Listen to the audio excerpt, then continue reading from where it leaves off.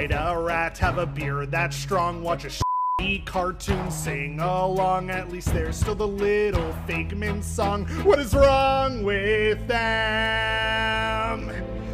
Oh, see the light shining off SSC, it's blinding. Sock 'em boppers, sock 'em boppers. You can sock all day and bop all night. Sock 'em boppers, sock 'em boppers. Bop your friends and it's alright. The dissolution of the Beatles. Oh. One of them wanted to go on Space Mountain, the other one wanted to do the teacups, and they got into an argument and fought over it. No, that's not what happened. I'm not paying for Genie Plus. I am not a crook. Speech of the contemporary. I wondered if this one was in a similar vein they to said the the Beatles, Beatles right? one. So it makes sense. Like Bob Chapek's told lies in that ballroom. So Is that going to be the next Nixon, one? Chapek, they're all the Just same. following the footsteps of history. There is no marionette show. As you know, I'm a big fan of toilet art, and there's literally just, you can see it from here. There's just art lining the way to the toilet that you can buy. This is pretty great.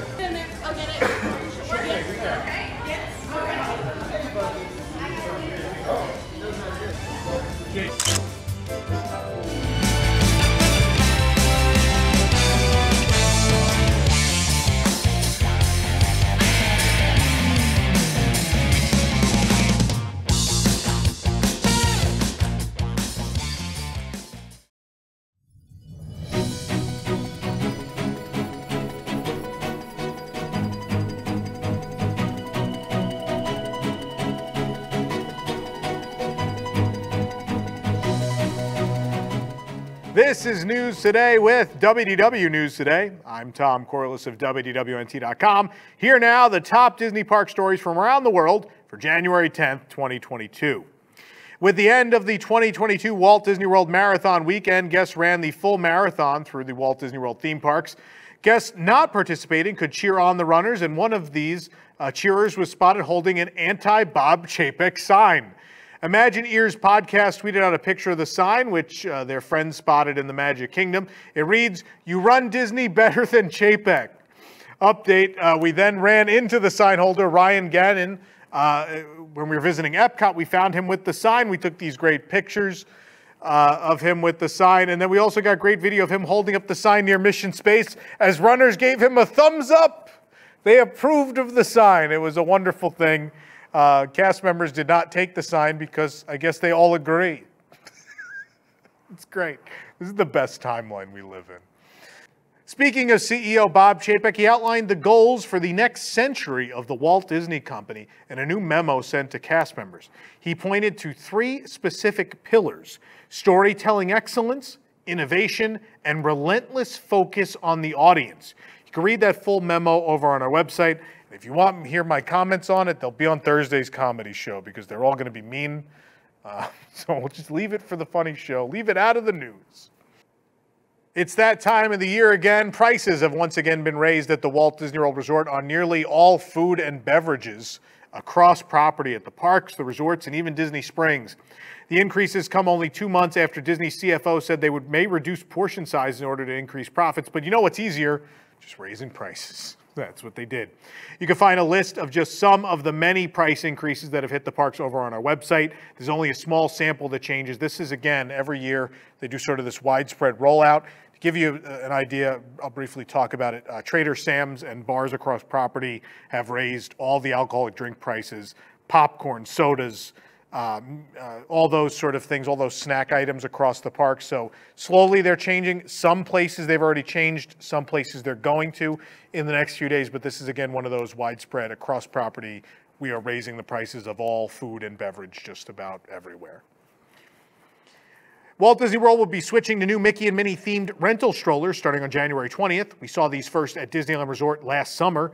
They are the same style as the old ones, but they're now red, yellow, and black instead of that just plain beige color. And they do have Mickey and Minnie on the sides of them. They're very cute. Except for a few return trips through January 10th, Disney's Magical Express is officially no more, and Mears Connect is now replacing the airport shuttle service, which means they're going to be reusing a lot of those Magical Express buses to be Mears Connect buses. And in order to do that, well, they're stripping all the Disney branding and they're slapping that Mears Connect logo on it. So as you see here, this is a Mears Connect bus, but it clearly is a reworked Magical Express bus that has all the same colors, same styling. All they've done, again, is remove the Disney branding. Speaking of Mears Connect and Magical Express, over the weekend, given the Walt Disney World marathon races that were going on, a lot of guests ended up missing either their Magical Express or their Mears Connect to the airport, ended up missing their flights. This happened due to a lack of communication between Disney and Mears about which routes would be open, what would be closed, and being able to get people on time to Orlando International Airport. Obviously, the marathon has happened every year, and in the past, Disney would work more closely with Mears as they, Disney hired them to run Magical Express. But now that Disney's not really working with them, Mears Connect is an independent service. They're not really communicating, and it really, really was not a good thing for a lot of guests this weekend in those early morning hours as, again, many roadways are closed for those races. This month, Disney released a reproduction of the 1972 A Visit to Walt Disney World Milton Bradley board game as part of the 50th Anniversary Vault Collection. And myself and our good friend Pete Carney got together to unbox and play the board game. You can watch that right here on our YouTube channel. We told you it was going to happen. It's here now for you to watch and enjoy. Please go watch it. A Disney weekday magic ticket, valid from January 11th through April 7th, 2022, is available to Florida residents starting January 11th. 2-, 3-, and 4-day tickets will be available starting at $149 plus tax. The ticket is subject to blackout dates from March 14th through the 18th. Adults will need to show proof of Florida residency at park entrance to use the tickets. 10 new 50th anniversary food and beverage items were announced to debut on January 10th at the Magic Kingdom, but everything did not go according to plan, and guests who showed up expecting the things to be there on the day that Disney PR said they would were disappointed. The Always Tea Time Slush was supposed to launch at the Cheshire Cafe. It did not because the Cheshire Cafe is closed for the season. Cast members at Cosmic Rays told us they may receive the slush since it's closed, but they're not sure when or if that will happen. When we stopped by the Main Street Bakery for the iridescent cinnamon roll, cast members informed us that they could not sell it yet because they needed to sell all of the old cinnamon rolls without the chocolate piece on them that they still had. The new cinnamon roll is, again, it's just the other one, but it's the same as the regular one, but it has a 50th chocolate medallion on it, but again, couldn't have it.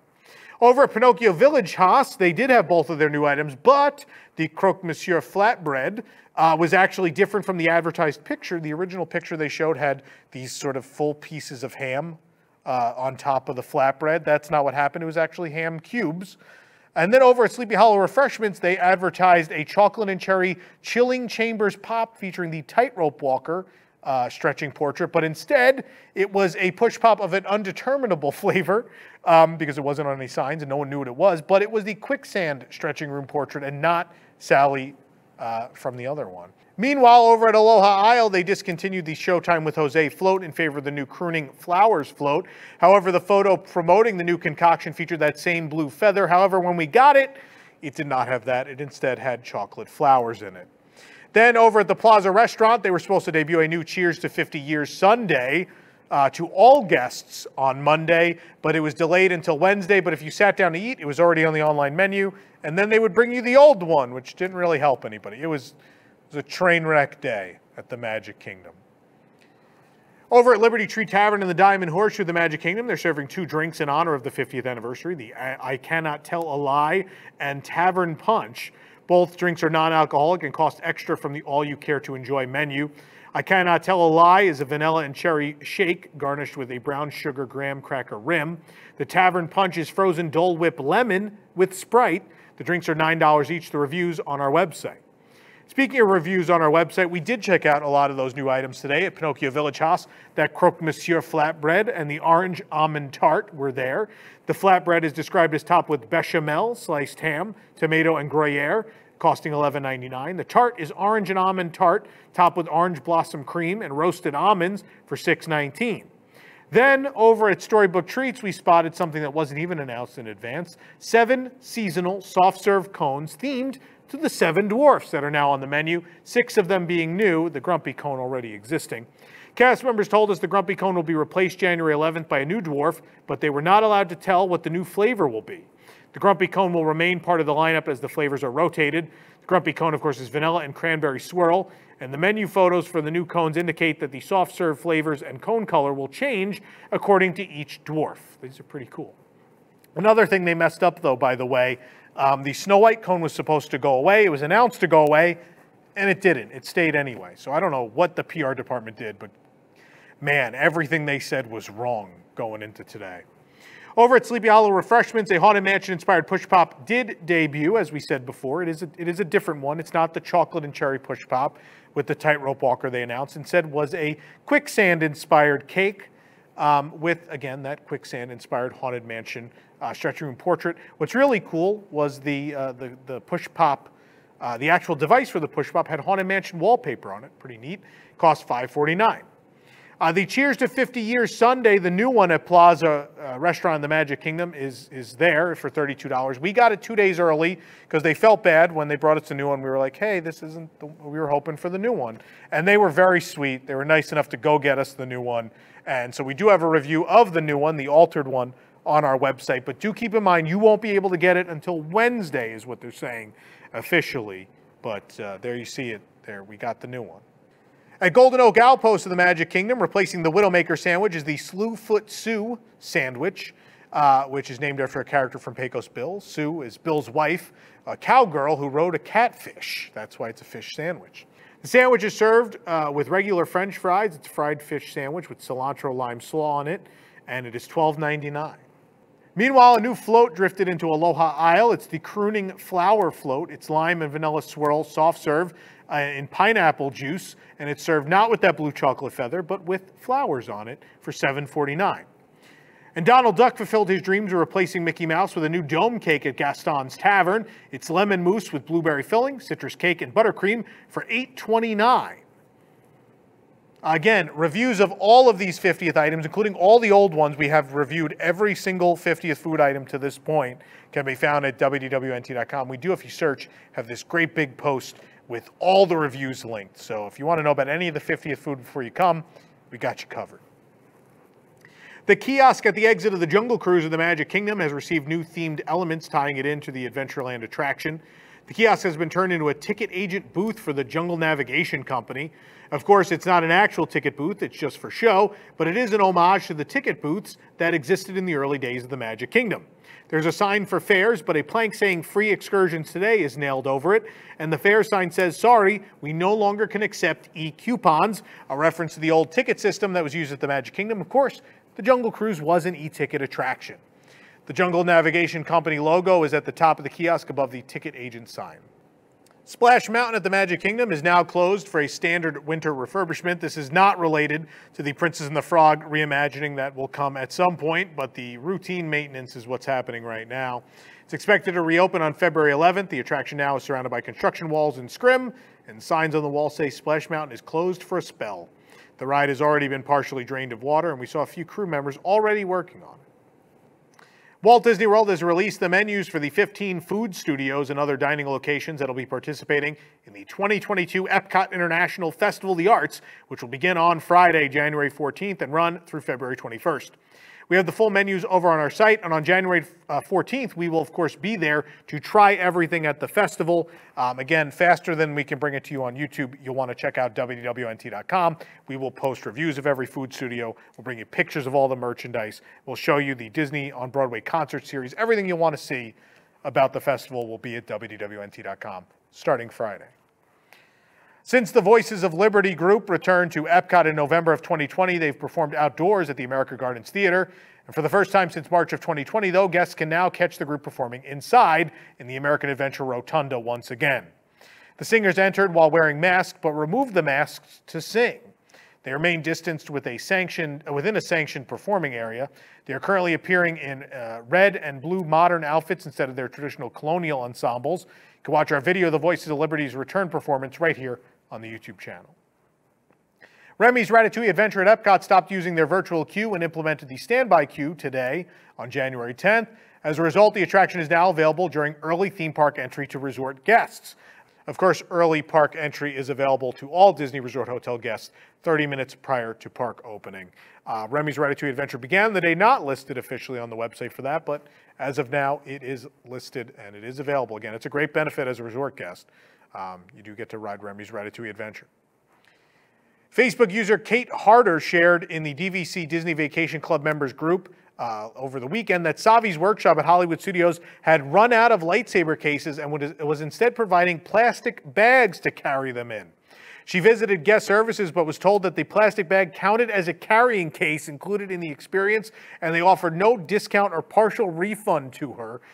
This went quite viral the first day this happened, with, of course, most of social media shaming Disney for making this change and not offering a discount, because, let's face it, that was a very nice plastic, it wasn't a plastic bag, it was a nice carrying case that you were given. Of course, you could buy a premium one next door at Doc-on-Dars, but you really didn't need to. It's a great carrying case that was offered in that $219.99 price, and Disney wouldn't offer a discount despite a piece of the experience missing. However, the next day, given all that public shaming, finally, they started to give people a discount. They started giving a 10% discount of roughly $22 on the experience, which I think is pretty fair. I think it's what should have been done from day one, and we're glad that Disney can still be shamed every once in a while. It's great. We love when they respond to these things. Our new 50th anniversary metal drink tumbler has made its way to shelves at Walt Disney World. The tumbler is blue with the Walt Disney World 50th logo and a festive Cinderella castle peeking out of the top. Also on top are iridescent Mickey and Minnie Mouse figures. They're very cute. They sit on the lid. The cup has each of the 4 park icons with fireworks around, a design we've seen on a lot of merchandise, including that Rain Spooner shirt I wore last week on the show. The cup holds 19 fluid ounces. We found it at Celebrity Five and Dime at Disney's Hollywood Studios. It is $34.99. It's a bit expensive. One of the highlights of the Run Disney events is spotting characters along the route, and the runners of the Walt Disney World Full Marathon were treated to a special sighting at Hollywood Studios as the fan-favorite Streetmosphere characters, the Citizens of Hollywood, made their first appearance in the park since March of 2020. Instagram user @JamesBondySings posted a photo of the 4 citizens posing in front of the Tower of Terror. This is wonderful. I'm glad that for the marathon they were called back by Event Services Group. That's great. But now we'd like to see them every day, Walt Disney World. So if we could shame you about a plastic bag, I say we take to social media and shame them for not bringing back the Citizens of Hollywood. If we can have the Voices of Liberty back in the Rotunda, certainly we could have the Citizens of Hollywood outside at Hollywood Studios, right? Makes sense. The former site of Primeval Whirl at Animal Kingdom has officially become a seating area. 3 picnic tables have moved into the fenced area, and for now, only 2 of the tables have umbrellas, and fans are mounted, though, to keep everyone nice and cool, you know, even though it's the middle of the winter. From Triceratops Spin, we could see what's left of the former attraction. There's just kind of this one little building in the middle, but everything else is gone. But again, just 3 tables. New smart lockers have been installed for guest use outside the lobby of All-Star Music. The lockers can be found right behind the giant letters of music at the resort's entrance. There are 45 lockers available of varying sizes, and guests can use these lockers for package or grocery delivery. Each locker is numbered, and a locker door will only open after following the steps on one of the 2 screens available. The lockers are decorated with music notes. A new bottle inspired by the All-Star Music movies and sports resorts is now available. We discovered it at Maestro Mickey's at the All-Star Music while we were looking at those lockers. It's $26.99. The bottle is white with a black cap, and it features the symbols from all 3 of the All-Star resorts. Disney Vacation Club has launched a new 50th anniversary version of the Scenic Selfie Scavenger Hunt. Last year, they honored the 30th anniversary of Vacation Club with special buttons. Now, by scanning that QR code, you can take place in new scenic selfies, where the prize is these Walt Disney World 50th anniversary buttons. And once you collect all 4 at the 4 different theme parks, you can get a completer button with Cinderella Castle in a classic style on it. These are great. This is a wonderful thing. For the first time in 4 years, the Tokyo area received a heavy snowfall, with 4 inches falling by the time all was said and done. And although other parks like Disneyland Paris can see snow on a semi-regular basis, real snowfall in the Tokyo area is few and far between.